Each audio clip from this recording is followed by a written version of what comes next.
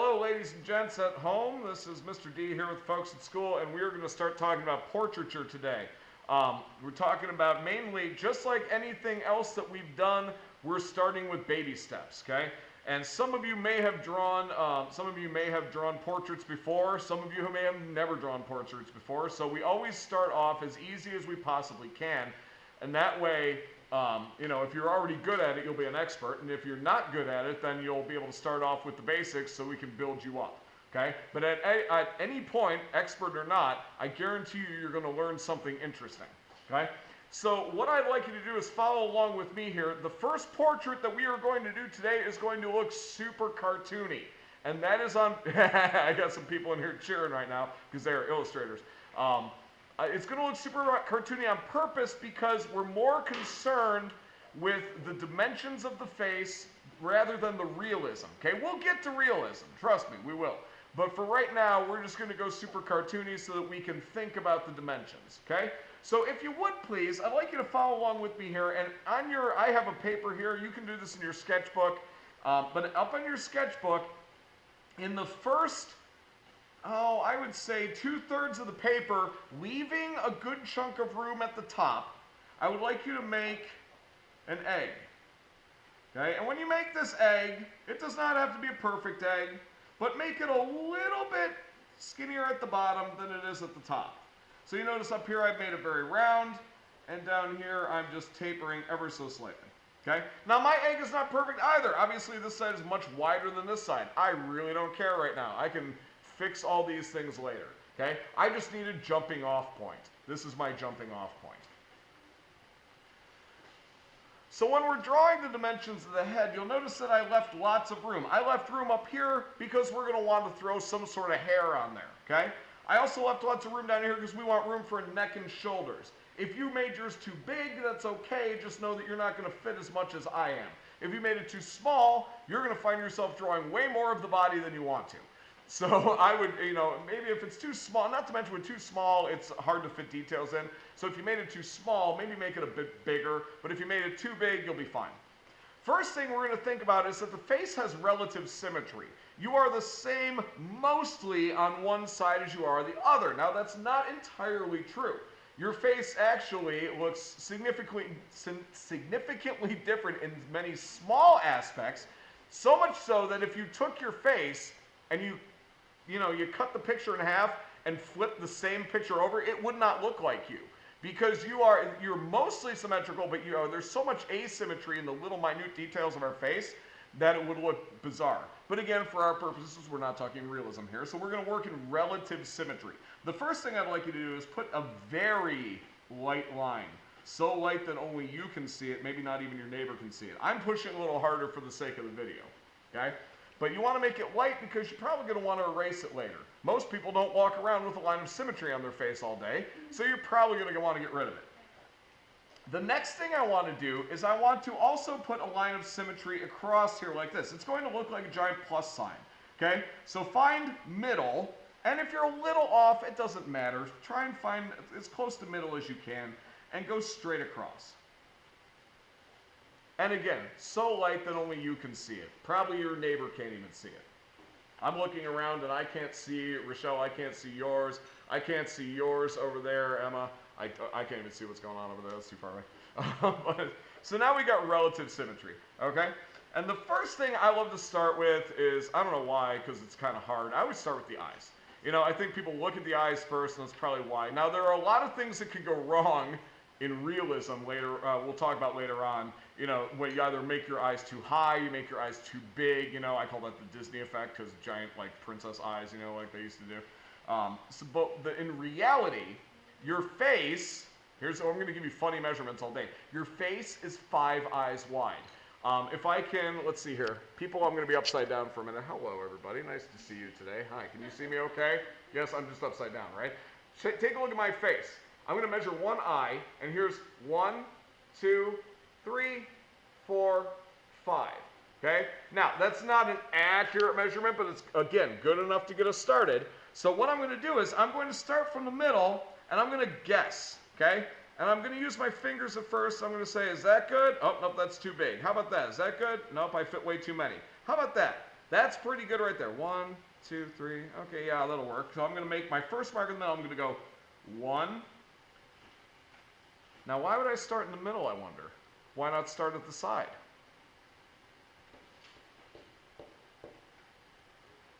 Because if you go too big, then you end up off the thing, right? So at least this way we can balance a little bit.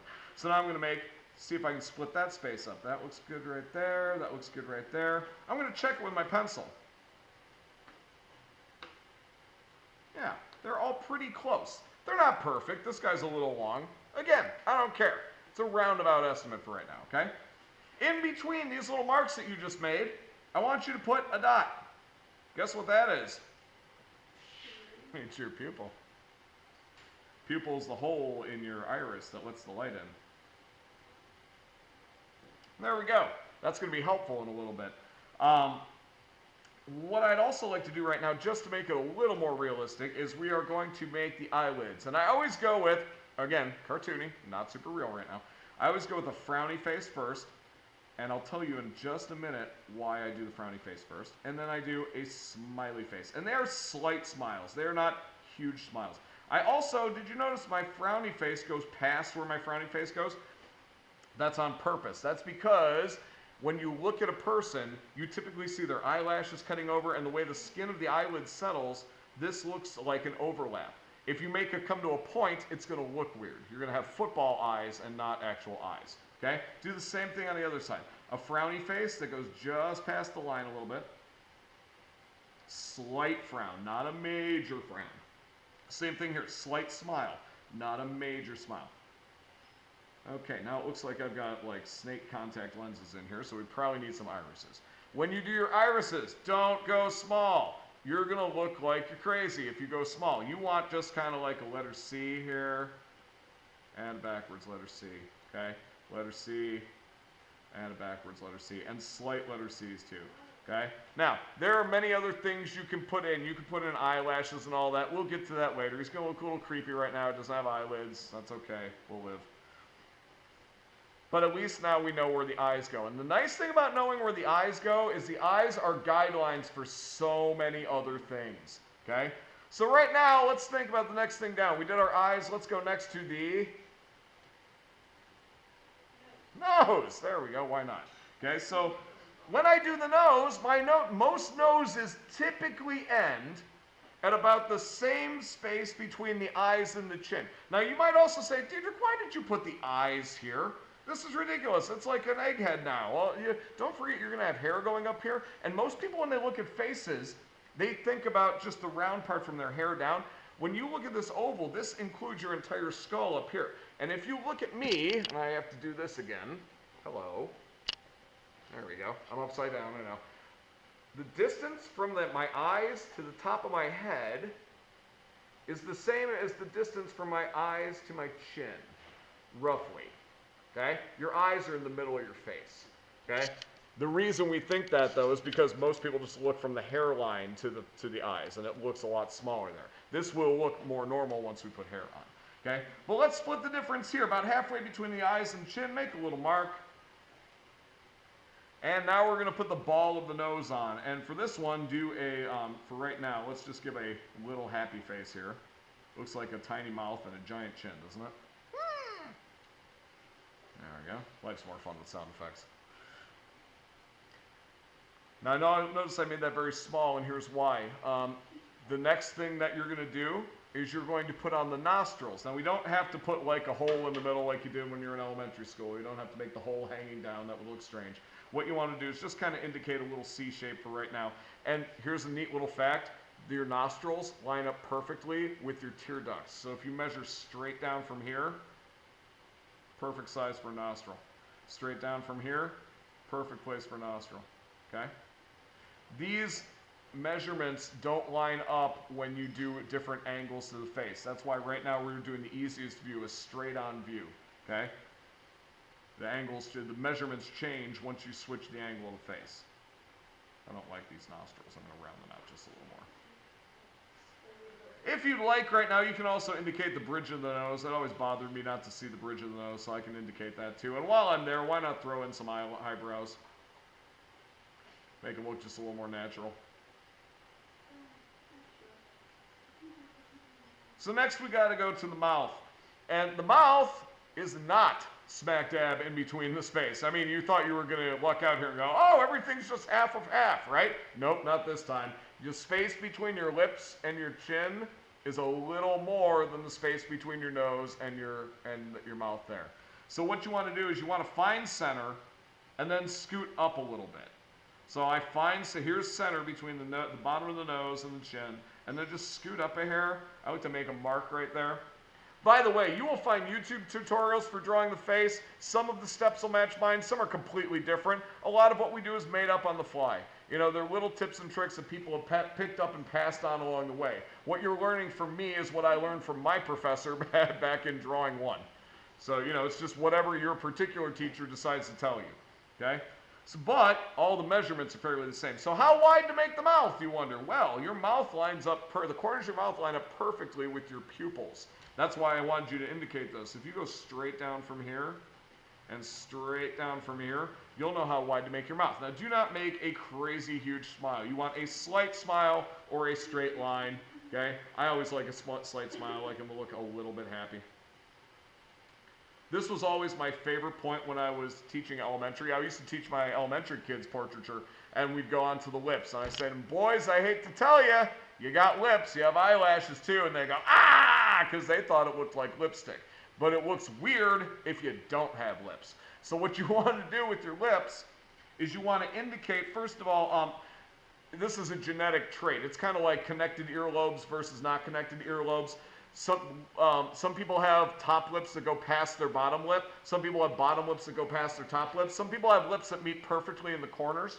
Okay? You have to decide what you... Some people don't have much of a teardrop in the middle. Some people have a very defined little teardrop in the middle right here. So what I like to do is I just kind of go like this. I give a little indication right there. I'll bring the lip down over here like this, and we'll say that this guy's top lip here comes to the corner there. And then we'll do the same thing down here. I'm going to make this lip go underneath a little bit. It's me, it's one of those people that has the lip that goes a little inside. There we are. Okay? And that's enough for right now. Again, not realistic yet. We'll get there, not yet. Okay, so now this poor person can't hear anything. Needs some ears. Okay?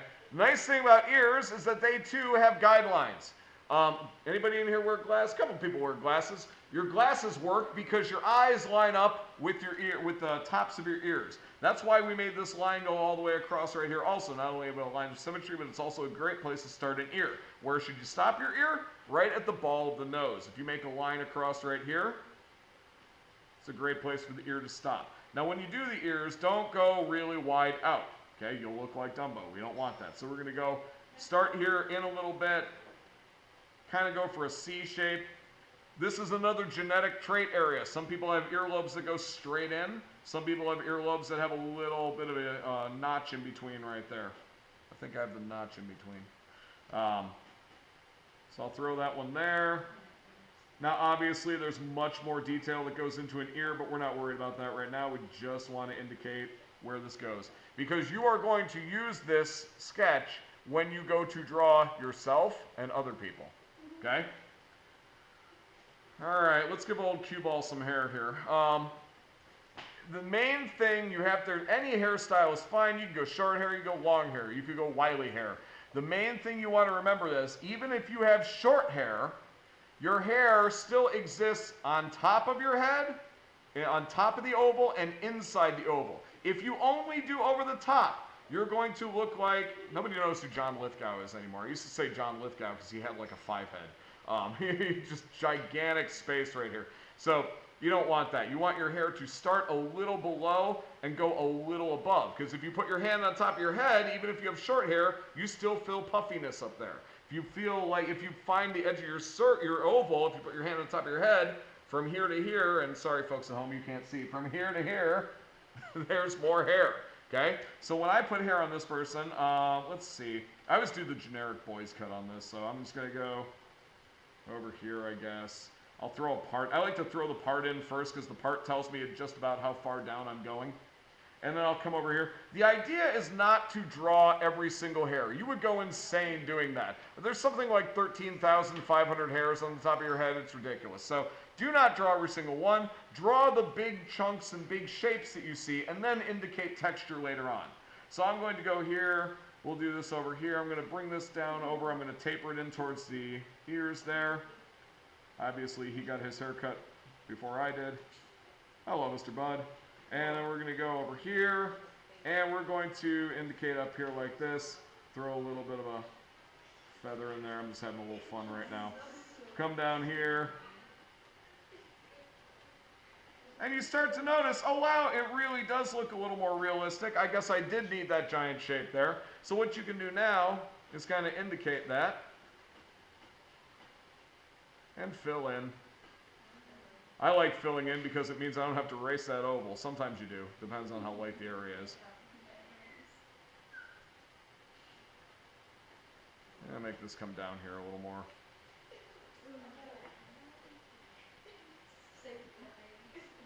And we'll do the same thing out here. Okay.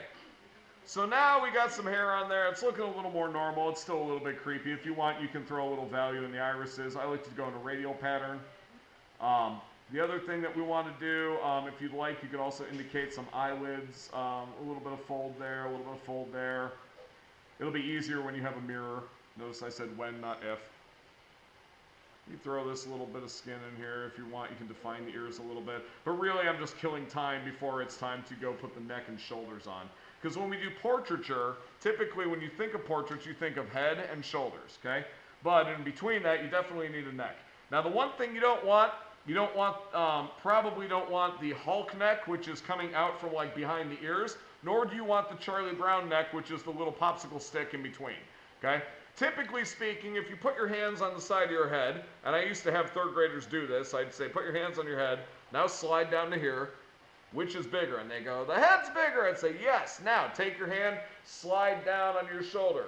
Did it go in kind of a slopey shape, or was it like, And they're like, no, it was a slopey shape. So we need to make sure that we indicate all that. Everything that we're going to do here for the neck and the shoulders is going to be a curve. Watch me, please. I'm going to find the ears, but I'm going to go inboards just a little bit. I come down here, scoot in a little bit. Come down here, scoot in a little bit. And I scoot in a little bit at a taper, right? Because that's how our necks work. They taper away from our skull. And then they come down here like this. Now I do like to throw in just a little line past to indicate where that neck is kind of going down. Because if you ever look at a picture that has a person's head and shoulders, you'll see a line for the shoulder, and sometimes you see the line for the neck going down past the shoulder, right? So what I'm going to do is I'm going to come back up here, and now I'm going to bring this down, and I'm going to slope away from the neck again. I'm just going to kind of run off the page. Before I run off the page completely, I'm going to curve it just a little bit to indicate where that shoulder may be starting. Same thing over here. This was always the point that my third graders would tell me, he's naked! And I'd go, okay, hang on here, let's put a shirt on him. There we go. So now he's got a shirt. Do I want to do a turtleneck right now? You can do a turtleneck. So throw a turtleneck on. No, Olivia's throwing a turtleneck on. I'm just doing a regular t-shirt collar here. Well, that's okay. You can look as evil as you want. But while you're looking evil, listen to this. Keep this drawing, okay? This is your base drawing right now. This is the one that reminds you what your measurements are. This is what reminds you that your straight-on face is 5 eyes wide. This is what reminds you that you have an egg shape that has symmetry this way and symmetry this way, okay? This reminds you that you have a taper to the chin. This reminds you where the ears go, okay? Keep this drawing. Use this drawing. Write notes to yourself. If you're not going to remember 5 eyes wide, then write next to it, 5 eyes wide. Okay, there's nothing wrong with that. So what you folks at home are going to do and what you folks at school are going to do is you're going to sit in front of the mirror and you're going to draw yourself, okay? I would like to see in your drawing, and I have not created an assignment for this yet, but I will. It's just a sketchbook drawing, and just like your linear perspective sketches, you don't need a ton of value. Unless it turns out really great and you're like, I love this, this is the greatest thing I've ever drawn, and then go full value, by all means, okay? I'd even give you bonus points for that. Hint, hint, nudge, nudge. But what I'm looking for is just some indications of value. You see how flat this looks right here? If I was to throw a little shadow underneath the hair and define the edge of the hair a little more, it would start to come to life a little more. This will look a little more realistic. Put a little shadow in here, dress this up a tad, and all of a sudden his face has more of a curve to it than a little bit of a flat, okay? So when you add value, things come to life. Where do I add value, Mr. D? Well, you have to look in the mirror to find out, okay? Folks at school, I've got mirrors for you. Folks at home, you have a couple different options. If you have a portable mirror, use that. Otherwise, I suppose you could sit in the bathroom. I mean, as long as it's not too busy in your house. Or just find another place that has reflection. Okay, but I want you to actually look at yourself in the mirror. Please do not work from a photo on this, okay? Please work from the mirror. I don't mind, we will work from a photo at some point. Now is not that point. I want you actually looking in the mirror and making observations of what you see. For some of you, this will be uncomfortable, but I guarantee you it'll only be uncomfortable for 4 minutes, okay? 4 minutes, you'll sit there and you'll focus on like everything you don't like and things you do, and you're like, oh, look at that. And then after a while, it disappears, and you start just seeing yourself as a series of shapes, okay? That's what I want you to do, is see yourself as a series of shapes and draw you, okay? So folks at home, you got your marching orders. Folks at school, we're going to get started. I will see you on the next one.